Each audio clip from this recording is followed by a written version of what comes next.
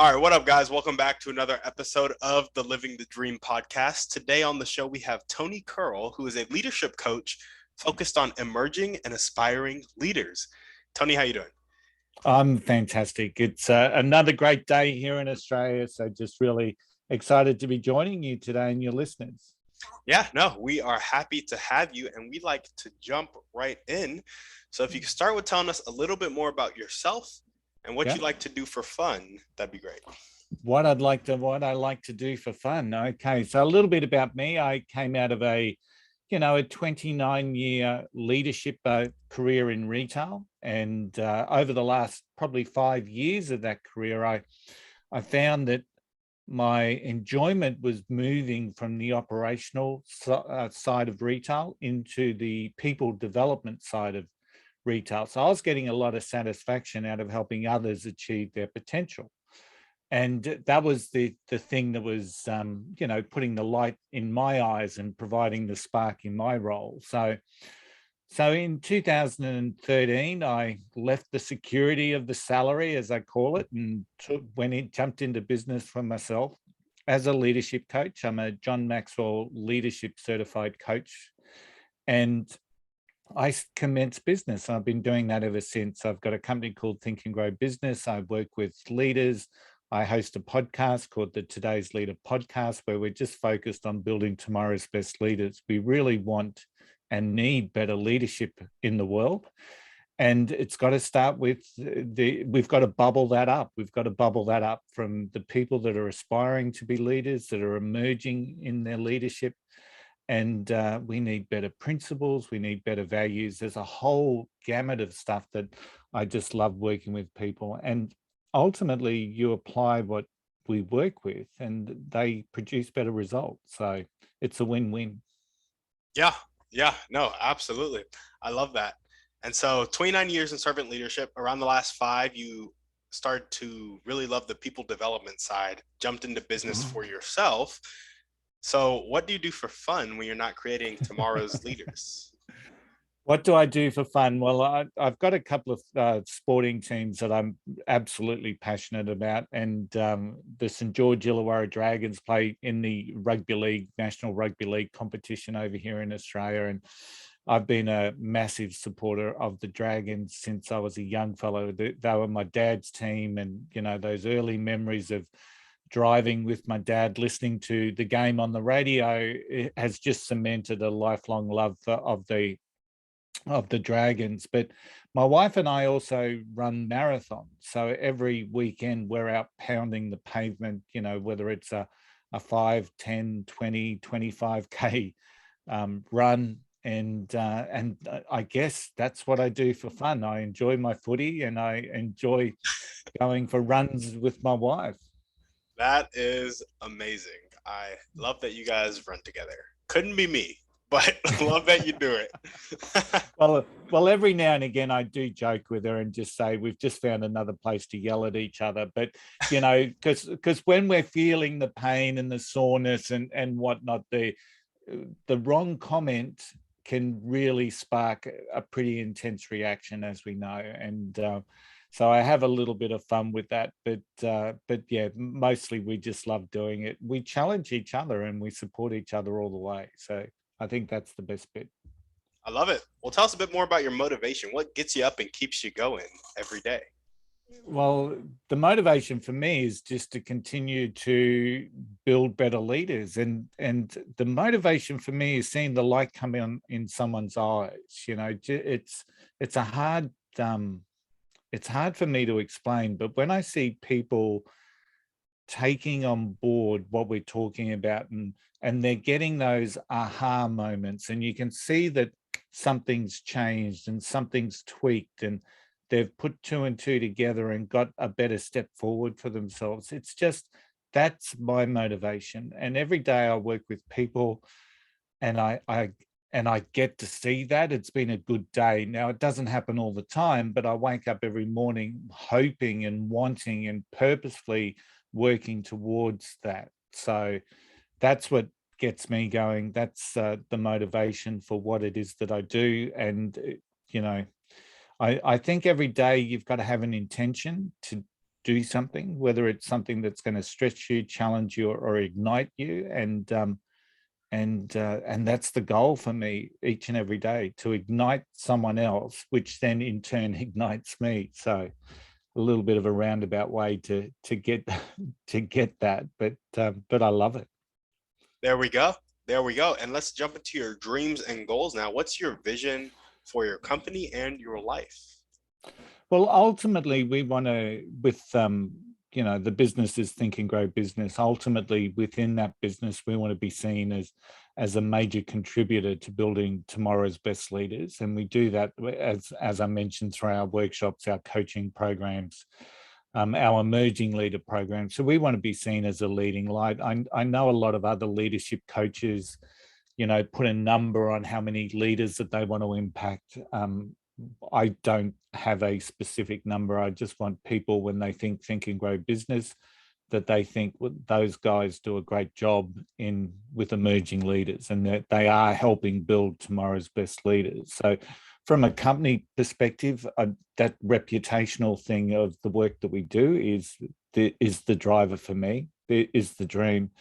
But my wife and I also have a dream that to complete the Abbott's World Majors in marathons. And the very first marathon we ran was the New York Marathon. And for anyone out there wanting to run marathons, I would probably advise them not to do the New York first, because the New York Marathon, while it's 26.2 miles, it's a lot of fun. You've got streets are crowded, there's music, there's bands, there's people yelling support, there's high fives, there's all this stuff happening right throughout the course.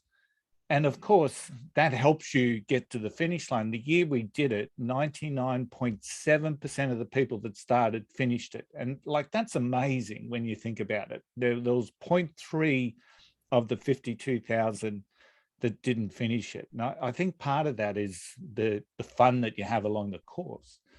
But the next one we did, which was the Melbourne Marathon here in Australia, the atmosphere was nowhere near that. There's no people on the streets. You might have, instead of seeing hundreds, there might be 10.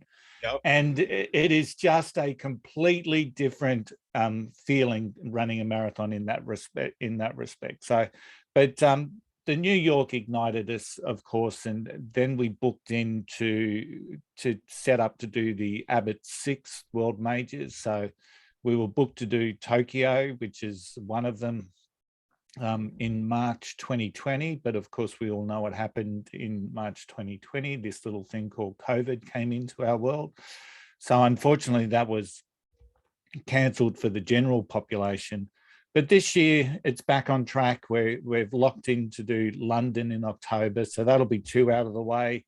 And then next year, we're looking at Chicago and Berlin, which is really exciting. And then we finish it off with Tokyo and Boston the following year. So within 2 years from the end of this year, we'll have completed the 6 World Majors. And once again, there's something really specific around marathons. It's something like 1% of people in the world have completed one marathon, have ever done a marathon. So just doing a marathon, you're in elite company. But to complete the 6 World Majors, man, that's a driver for us. That's where we want to be. Yeah, absolutely. I love that. Well, awesome. Before we move on, any other dreams or goals you want to chat about? We got be a contributor to building tomorrow's best leaders, complete the Abbott's World Majors for marathons. They're probably the two major ones. I've got something in the back of the mind, Tim, that at the end of the day, I don't ever see myself retiring. I never see myself going into retirement. I just want to keep doing what I love doing, and that's working with people and helping them get better, which along the journey helps me get better. So I think that, that's a lifelong goal of never retiring. I unfortunately, coming out of retail, you see a lot of people who devote their lives and careers to one company, and they get to that stage where they retire, and then I know people within 6 months of that, because they've lost that purpose and that alignment to themselves, which they had within their role. they're dead. They die. And, unfortunately, I've seen that in too many people. So I think my concept is I just want to keep helping people. So even if I officially retire, so to speak, I still want to be able to help people and feel that purpose in life. And I think that's my major driver. Yeah, absolutely. There we go. I think that's really important that you point that out. The best thing to do in life, I would say, for a lot of young people listening, they think it's all money, money, money. We don't Mm, have any when we're young, but it's like get your freedom so you can spend your time doing what you love doing. Like that's the real motivator mm, behind getting money. So if you have that freedom or you have the opportunity to do something that you love doing, why give it up? yeah, Why give it up? 100%. Awesome. Well, if there were one or two people you can meet right now, and this could be a specific person or a type of person, and they'd really help you take Mm. the next step towards these dreams and goals, who would they be and how would they do it? I, I during relationships are huge for everyone. You've got to learn to build relationships and be able to connect with all types of people. And too often, once again, I see people saying they'll talk about someone maybe being abrasive or blunt or what have you. But as you develop leadership skills, you can actually work with that person and build a relationship with them, even though they may not necessarily be your cup of tea. It's really, relationships are incredibly important. And along my journey, I've met some amazing people. I've met John Maxwell, the leadership expert. I've met Steve Maraboli from New York. I've met Steve Baxter, who's one of the sharks over here in Australia, for example, lives in my local area, and I see him quite regularly. So I've met some pretty amazing business and leadership orientated people. So in respect of two key people that helped me move forward, fundamentally, both of these people sit within me. I'm still yet to think that I've met the best me. So I'd love to meet that person one day. I really do. Um, and then the other person I meet quite often, and that's what I call my inner sook. So if I'm out on a long run and all of a sudden my knee starts hurting or my calf's twinging or the ankle starts playing up, in my mind, the inner sook takes over and the inner sook starts saying, "Oh, Tony, you're hurting here. And why are you doing this to yourself?" So I meet the inner sook quite often. So, but it's also a person that I do have a relationship with, but I do also tell him every now and again to disappear and I'm going to finish this. And so I guess in terms of the people that are going to help me achieve my next step, I'm yearning to meet the best me. And that's the person I am always trying to work towards each and every day. And the other person is one that I love counteracting, and that's my own inner sook. And I've just got to I'll listen to it, but then obviously I'm going to say, well, no, we're going to finish this. I'm 5 kilometers or 5 miles away from the end. I can do this. And it's so they're the two key people. I've met so many amazing people in my life, and they've all played a role into who I am now and where I'm going. So, but there's no two external people that I think that I need to meet to take me to the next level. It's now about just the continuation of building relationships that I have with people, but fundamentally to try and build those relationships within myself to make sure that I achieve what I've got inside me. I gotcha. That is the first time we have had that answer on the podcast. I really like it. I really like Yeah, I think internally there's two types of people that we have inside us each and every day. The one that wants to cruise and take it easy, and there's this other person that probably is unrealized in so many people. There's so much potential that's buried in graveyards around the world, or and that has never been realized, whether it's a song, an artist, or a book that's just never been written because someone couldn't meet their best self to do it. And I think that that's a really important aspect for people. If you've got a dream, if you've truly got a dream, the best person that's going to help you get there is you, and you've got to meet that person that's going to drive you within yourself to achieve your results. And I think that that's incredibly important. Yeah, yeah, absolutely. Well, what are the most important one or two things that everyday people can do to Mm, help you accomplish your dreams? Not them accomplish their dreams, but to help you accomplish. yeah.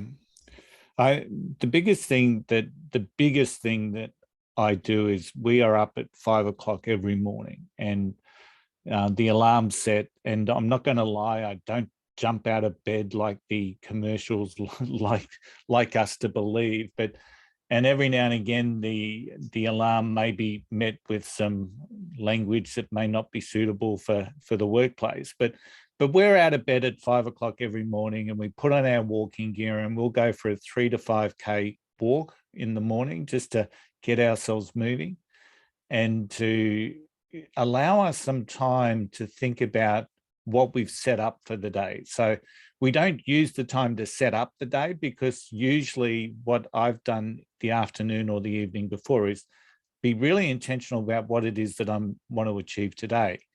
So that time that we walk, and it's usually 30 to 40 minutes, gives me time to just walk through what the intention for the day is. So even if it's a weekend, we're up and about, we're up early. And that's the number one thing that I would encourage just about everyone to do. Set your day up and then get up and get moving towards it. You know, one of the most eye-opening books I've ever read is a book from Napoleon Hill called Outwitting the Devil. And in that book, he talks about a drifter.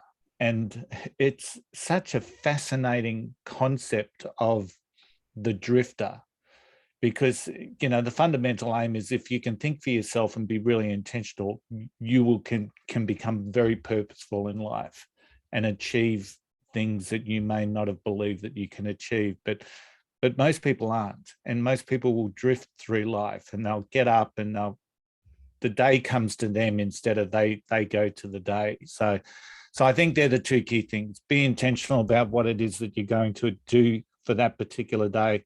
Even if it's a rest day, a recovery day, or a family day, be intentional about that. Be purposeful about that. Be the best you in every single way, and get up early and get moving towards it. So they're the two things that anyone can do. Mm. Get up early, get going towards your day that you've already set up. Mm, yeah. Well, now we're going to jump into our Thriving Three. Yeah. First question is favorite book, movie, or podcast? Pick one. Yeah. I listen to a lot of podcasts, but fundamentally, I can't say I've got a favorite one, because often the podcasts I'll listen to is I'll use them to challenge my way of thinking. So I'll listen to something, you know, if we're talking politics, I'll listen to something on the right, and then I'll listen to something on the left. And based on that, I'm trying to get a balanced viewpoint or see where my energy is going to go. But so I'll talk about the best book, and I've brought a copy. It's called Seeing Red Cars by Laura Goodrich. And I read this in about 2011, I think, when she first put the book out.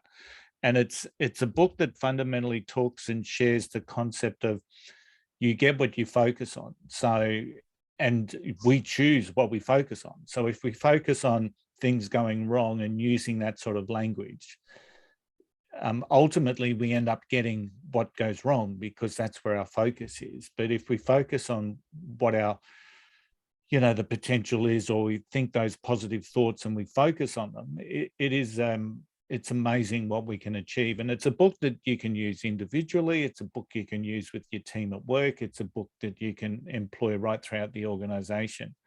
And the concept is, with the concept of seeing red cars, it's all about our reticular activating system. And you may be going to buy a car, and you may have your heart set on buying a red car, and you're driving around and they don't necessarily pop out, but the minute you've made the decision and you've bought it, all of a sudden you see red cars everywhere, because that's where your focus is. That's what you're intentional on. So it's a very simple concept for people to take on board. We ultimately get what we focus on. And it was just one of those books that changed my thought process, because it's easy to think negative and what goes wrong. I was talking to a leadership coach on my podcast just recently from the UK, and he was talking about a situation where he was playing rugby union. Once again, it may not be the most popular sport where you're from, but playing rugby union, and it's a cold, it's a wet, it's a miserable day, and he's underneath the goalpost, and they've put up this high ball, they've put up the kick, and he's sitting there waiting to catch it. And all that's going through his mind is, don't drop it, don't drop it, don't drop it. So what happens? He drops it, because that's the only thing going through his mind is, don't drop it, don't drop it. So of course he drops it. So we get what we focus on. It's a life-changing book, and it's called Just Seeing Red Cars, and it's by Laura Goodrich, and it's an amazing read, and it will change people's lives. Yeah, absolutely. I love that. Just curious, what are your thoughts on like somebody saying one thing but then acting another way? So like, for example, if you say, don't drop it, don't drop it, don't drop it, and then you drop it, it's like, okay, that makes sense. You were focusing on not dropping it, so you dropped it. But what about the person who says, I'm going to catch this and score, I'm going to catch this and score, I'm going to catch this and score, but they're saying that out of a fear of dropping it?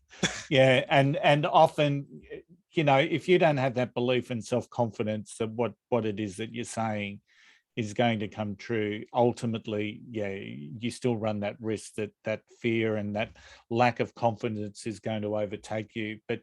And ultimately, if you're saying that you can do something that you haven't trained and prepared for, you are borderline delusional. And we see this with so many leaders, Tim. There's so much research out there that when a leader is asked to assess themselves or to do a self-assessment, usually their assessments are at a very high level because they believe their own potential. They believe the BS that they tell themselves. But you do that same assessment, you ask their team to assess the leader, and you ask their direct leader of the leader to assess them. And usually the results are much lower because we, as individuals, we assess ourselves on what we believe our potential is, not our results, not our performance, not our outcomes. And one of the biggest challenges that we all face is that belief of that understanding. We all know what we should be doing to be better at what it is that we do. The challenge is to get out there and do it. So we all rate ourselves on how and what we know is going to be the right way and what we believe our potential is. We don't rate ourselves on our outcomes and our performance. And that's where that sort of comes in. If I haven't prepared to, to do the role or to do the job, or whether it's on the sporting field or whether it's in business, if I haven't done my preparation and got my own self-confidence, fundamentally, I'm delusional because I'm saying to people that I can do something that I've never prepared to do. And that's the biggest challenge a lot of people face. But the difference between knowing what the right thing to do and doing it, and there's a huge gap in most people, unfortunately. There's a gap with us. There are things that we know we should be doing. And does it always match back to what it is that we do? I would say that there's no human on the face of this earth that's doing that. So we have those gaps as well, but it's about acknowledging it, being aware of it, and then attempting to be conscious and intentional enough to overcome that gap. I love it. Well, awesome. What is one way you like to take care of yourself?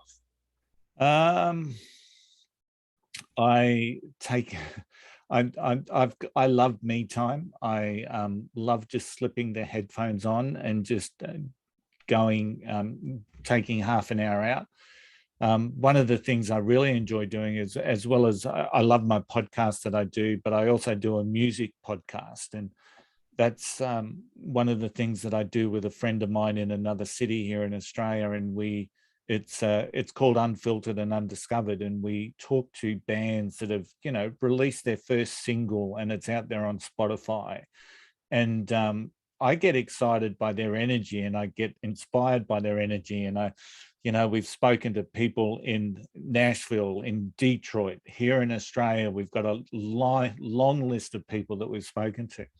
So even though that's work and it's producing an outcome that, people enjoy listening to, it is a part of the week that I really um, enjoy leading up to, because it's music. I love my music. Music's been part of my life since I was a young fella.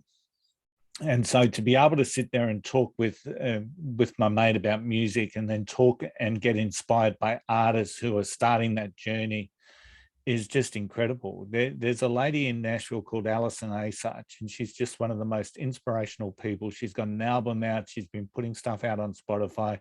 She works to fund her music career, and by being a waitress in a restaurant. But she is just so energetic. She's got the world's best smile, and you just sit there and you cheer for that person to be successful, because you know what's driving them. It's not the money, it's not the fame, it's the fact that she loves what she's doing, and she's going to get there, I think. And that's the type of people we speak to on that podcast. So that's one way that I take care of myself. I get excited and inspired by listening to people starting that journey of getting some music out in the public. I love it. I love it. I have a friend who wants to start a music label, so maybe I'll have to shoot him that podcast. Oh, absolutely. And, we'd love to speak to him, because, it's not just musicians. We've talked to producers, we've talked to roadies. We spoke with a roadie who has worked in the Australian music industry for 20 years, and just some of the amazing stories that he was able to share, and his insights into some of our most loved bands was just phenomenal. So if it's got anything to do with music, we love speaking with them. So, and as I said, you can see it energizes me. So I just love it. Absolutely. There we go. Well, what is one action step you can take right now, or continue to take, if you're already doing it, to be the best version of yourself? So I think one of the biggest things that, and I'll try and keep this to one, I spoke about setting your day up and, getting up early. So, that's a major part of my day. But I think one of the biggest things that people can do is to think for yourselves. And, if you really want to shift where your energy goes, think for yourself. Don't be that person that has emotions that go all over the place based on what they're seeing on the news or reading in the media. If something, one of the little things that I do, if I read something that I'm thinking that gets my emotions, like I'll get angry or what have you, the first thing I normally do is to say, is that true? And then I'll go and I'll try and find the alternative view, so that I can at least say, okay, well, someone's made there's so much false stuff going out there. There's so much fake stuff but people are responding to that and putting energy into that. So I think the biggest thing that I would give to everyone is to think for yourself, to ask questions. If something doesn't seem right, ask questions about where you can find the opposing view, and then trying to find some balance, because so many people are putting energy into things that they've got no control over. They're being manipulated by, whether it's a marketing message or whether it's a media message. It's time that we just said, hey, I've got a brain in my head. I can think for myself. I'm going to make the right decisions for me. And I'm going to be open-minded to understand that every now and again, a belief or a perception that I have might be wrong. But I want to go find out if I am wrong, so that I'm putting my energy into the place where it needs to be. So too many people are drifting because the world is leading them, as opposed to them saying, well, I can lead my world. So think for yourself. That's my number one tip that I would take for people. There we go. Think for yourself. Well, awesome. We have our final series of questions now, and they require a bit of pretext. So stick with me here, okay? Okay. So a lot of people have come on the podcast and they've said that the catalyst that helps people switch from having a really fixed mindset, not willing to accept help and not willing to accept change, to having a growth mindset, being willing to accept help and being willing to accept change, the catalyst that helps facilitate that switch is a personal choice that happens after either inspiration or desperation. Do you agree with that? Disagree? Have anything to add or subtract? Yeah, I would 100% agree with that, because most people won't. And in my mind, there's two ways people initiate growth for themselves, or a shift or a change. One is through a pain. So something's happened, whether it's a catalyst, they've lost their job, something, has they've lost a loved one, their partner's left them, whatever the case may be. Pain is one of those things that will force people to look inside and to make some change towards that growth mindset potentially.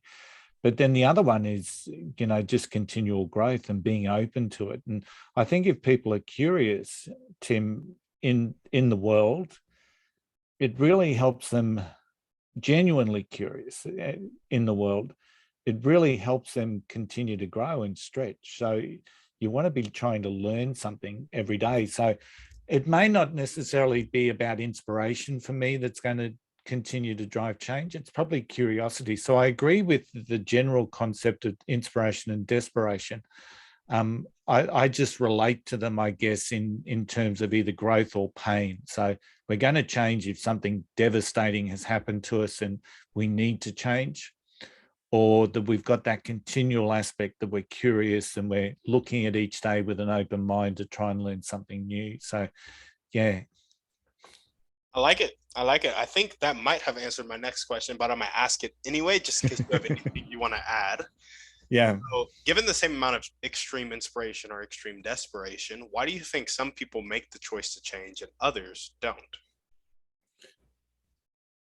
There is, there's, once again, there's so much research around how much negative thoughts that go through our heads every day. And the most positive person has still got negative thoughts going through their head. It's just the way that they have the ability to shift those into something a little bit more positive or productive. So I think it ultimately comes down to the acceptance of those negative thoughts. So if you accept them and allow yourself to be playing that victim mentality role, if you see that as the story that you're telling yourself, that you're a victim to the world, yeah, you're probably, everything bad that's going to happen to you, you're going to get a dopamine hit potentially, because you're saying, well, that's someone else's fault, that's to blame, or whatever the case may be.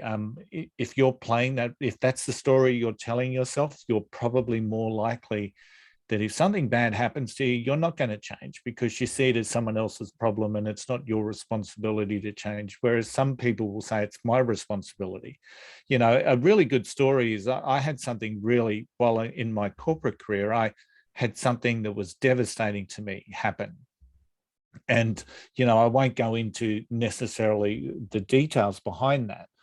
But ultimately, what it meant for me is that I was moving from a team that I really, really loved working with into another team because of this particular incident. So probably for 2 days after that decision was made, all I did was blame everyone else, just blamed everyone else, and was really bitter and angry. And then probably about towards the end of the second day, I said, but hang on, what was my role in this?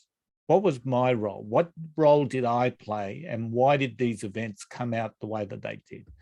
And it was only then that I was able to get some real opportunity for me to say, well, hang on, now I can understand why they behaved in that particular way, why they responded in that particular way.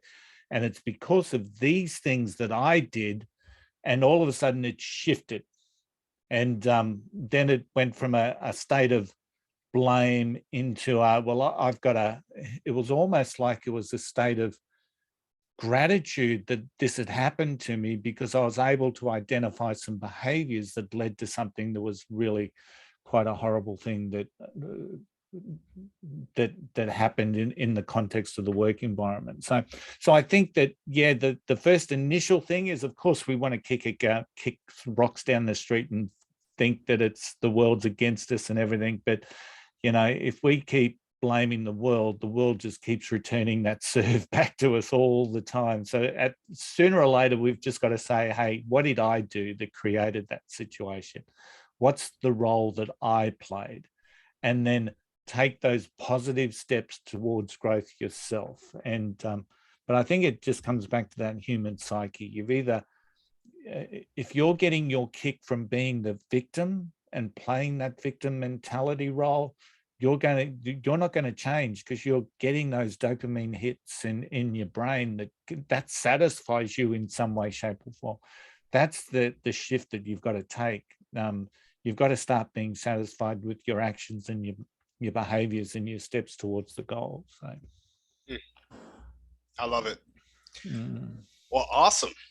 Our next question is that some people need a small amount of desperation or inspiration to change, and others need a larger, more consistent amount. What do you think establishes that threshold, and can it be influenced?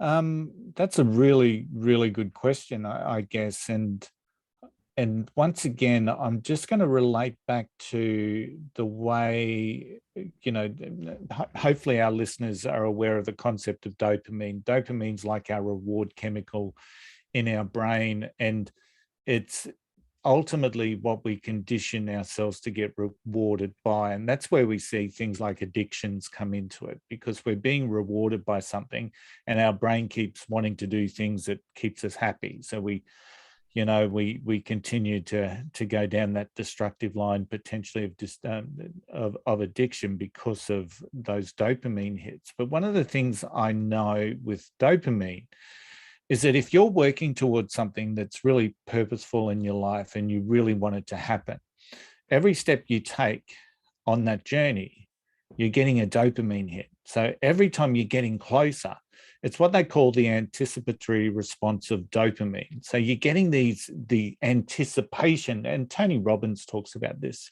You're getting the anticipation that you're getting closer to your goal. It's like when we travel overseas or we're going on holidays, everyone keeps saying, 2 weeks to go. It's that anticipation of something. But when we're working towards something and we're purposeful in that, every time we get closer, every time we tick something off the list, there's that release of dopamine that we get. And I think people that understand that can really be successful, because it's always about the next step. It's always about where to next. And they just keep moving forward because they know that they're going to be rewarded to it by it from your dopamine hits. And the interesting thing is that our anticipatory response is usually greater than the response when we finally get it. So when we finally achieve what we've achieved, we're still getting a hint, but we've had more hits along the way.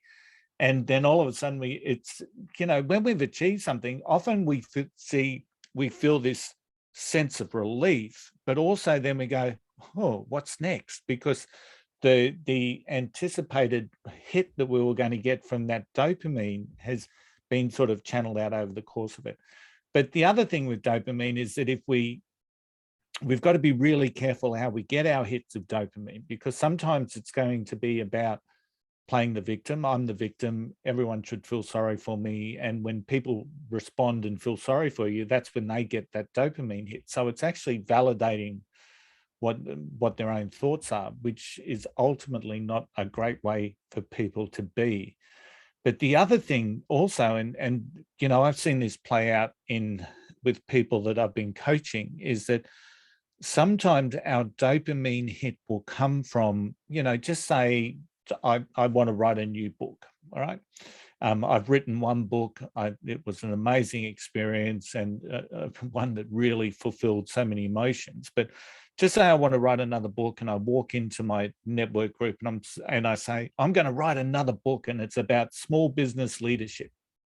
And everyone in that group says, that's fantastic, Tony. That's well done. Awesome. I'm sure it's going to be a great book. You're just the person to write that. All of a sudden, I'm getting all this validation and dopamine hits because of the response I'm getting. But then the question is, will that book ever be written? Because I've already got the reward from just saying I'm going to do it. So yeah, so I think fundamentally dopamine's got this really important thing that plays in each and every one of us. It's either going to validate us for the way that we feel if we're playing the victim, or it's going to support us as we drive towards something that's bigger than ourselves. And I guess once again we talk about that consciousness, that conscious choice. We get that ability to do that. We as humans, we have the power of conscious choice. We can shift the way that we think. It's not easy, of course, it's not easy, but it's a power that we have, and it's a power that we should use. Yeah, absolutely, absolutely. Just that was a masterclass on dopamine. Do you know anything about dopamine resets? I've heard a little bit about those. I don't, unfortunately, and fundamentally, I'm not an expert on this stuff, but I do read up on it. So, and I'm curious about it because, it defines our behavior in so many ways. It's we've got to be careful about the rewards that we get, because sometimes the rewards we get are not the rewards that we need. So many people, like Tim, so many people live their life. I mentioned I'm a mad, passionate Dragon supporter, and I am. I love their games. I get emotional during their games, but I understand also it's just a game. So I'm there to support, and I'm there to be passionate, but it's not going to rule my life. I'm not going to wear a Dragons cap everywhere I go, or wear a football jersey, or run a mundane sort of existence until game day, and then I change who I am. So I'm this mad, passionate Dragon supporter. The Dragons are part of who I am, but they're not the only thing that I've got. And we see this so often with people when it comes to sporting teams, is that they've got a 5-day Monday to Friday role that's just, they go under the radar, they inhibit who they are just to play it safe. And then on a Sunday or a Saturday, they're out there watching their football team, whoever that may be. It might be the Green Bay Packers, and or the Carolina Panthers, or it might be the St. George Dragons, and they're just a different person. And to me, I'm thinking, what a waste of 5 days to be who you are for one day of the week. So I think we've just got to be mindful of what we are rewarding ourselves on. And because often what that reward can lead to is addiction. If it's an easy fix, when we're scrolling on social media, we're going to have so many emotions as we go through that scroll. Some will make us angry, some will make us envious, some will make us sad, some will make us happy, some will have a laugh with, and there's just all these emotions, but all those emotions take energy. So put your energy into you and make you the best you, and an authentic you. So if you love your sporting team, that's awesome. That's part of who you are, but it's not the only thing that you are. So. Yeah, absolutely. I'm right there with you. Well, we got one last question for you. And this one requires probably the most pretext. So for this question, I want you to keep in mind a person who has a fixed mindset. They're not willing to accept help, and they're not willing to accept change. Yeah. In Atomic Habits, James Clear talks about the 4 laws of changing your behavior. And the laws are: make it obvious, make it attractive, make it easy, and make it satisfying. With that context in mind, and the avatar we just talked about, how can we create an environment that makes it obvious, attractive, easy, and satisfying for that avatar to make the choice that will change their life? It's a really, and it's a book that I haven't read, but fundamentally that makes some sense. The only question I'd have is that nothing worthwhile in our lives is ever going to be easy. And whenever he actually talked about that in the book, and he says it's not making it easy, it's making it more easy than the other option. Yeah. And I always think about life as being simple, and simple's not easy. And there's so many contexts around that in, whether it's business or our lives. So I tend to agree, the key for us is that we really have to know what it is that we want to do. And that's the number one thing, because most people don't know. And often we'll hear people say things like, well, that didn't go the way that I planned. My next question will often be, So show me your plan or talk about your plan. And most of the time they don't have one. They had this high hope that something good would happen, but they didn't plan to make it happen. So I think in so many ways, life is simple. Once we know what it is that we want to achieve, and we walk through something similar in my mind is what I call the 4 pillars of success. We need to create an intention around what it is that we want to do. We've got to then put some actions towards it. We've got to then keep it clear in front of us. And for the life of, so awareness, intention, actions, and clarity by keeping it in front of us at all times. So to me, and it all comes back to this very simple concept of understanding clearly what it is that you want to do. So whether that's the next step in your life, whether that's the next stage, or whether it's a big picture vision that we're working towards, if you understand what it is that you want to do, and I think you've got to cement that foundation emotionally. And I always talk to people about, think of yourself at a barbecue in a year's time. What is it that you want to be talking about that you've achieved in the last year? If I was to give you a leading example of a sentence and say, 2022 was the best year in my life because of, what's that? What's the end of that sentence? But I want you to be thinking and putting yourself in the picture that it may be January 2023, where you're talking about what a great year 2022 is. So we cement ourselves emotionally to what it is that we want to achieve. And then we put together a plan that's going to help us, and we keep that plan in front of us. We all know what happens when we go grocery shopping if we don't have a list in our heads, or if we go hungry and all of a sudden we're piling in all the junk food and everything, and we end up spending way more than what we should be spending. So if we don't have it written down, if we don't have it documented, and then if we don't keep that clearly in front of us along the journey, we're just not going to get there. So understand what it is that you want. It's make your plan to get there, put some action into that, and then keep it clear, keep it in front of you. And so very similar, but fundamentally everything great, everything worthwhile. It's an uphill battle for each and every one of us. And once again, we're going to make that choice. Am I willing to invest in the work or myself or the intention or the discipline to get where I want to be? And some people don't make that choice. No, I'm happy being comfortable. I'm happy being here, or they're telling themselves they're happy to be here. Whereas everyone's got a greater purpose, and we've just got to find that. So Atomic Habits, I'm going to have to look that one up. I have heard a lot of people talk about how powerful that book is. So Yeah. No, it's a good one. It's a good one. Well, awesome. Tony, is there anything else you want to chat about before we sign off? No, I'm pretty comfortable, Tim, with everything that we've spoken about. And just to do a brief shout out to the podcast. It's called Today's Leader, the Today's Leader podcast, and we're hoping and that we continue to inspire and build tomorrow's best leaders today. That's the whole concept of why I'm here. So I love doing that. I love seeing the light go on in people's eyes, and I get so much joy when I see people realizing the potential or achieving something that they never thought they could achieve. And I think that's one of the greatest things in life. Yeah, absolutely. Well, awesome. Tony, thank you so much for coming on the show. No worries. My pleasure. Thanks, Tim. Absolutely. And if you guys are listening to this and you loved what Tony had to say, make sure to check out the podcast, rate it, share it with some friends. All of the links will be down in the show notes, how to reach Tony, how to find the podcast.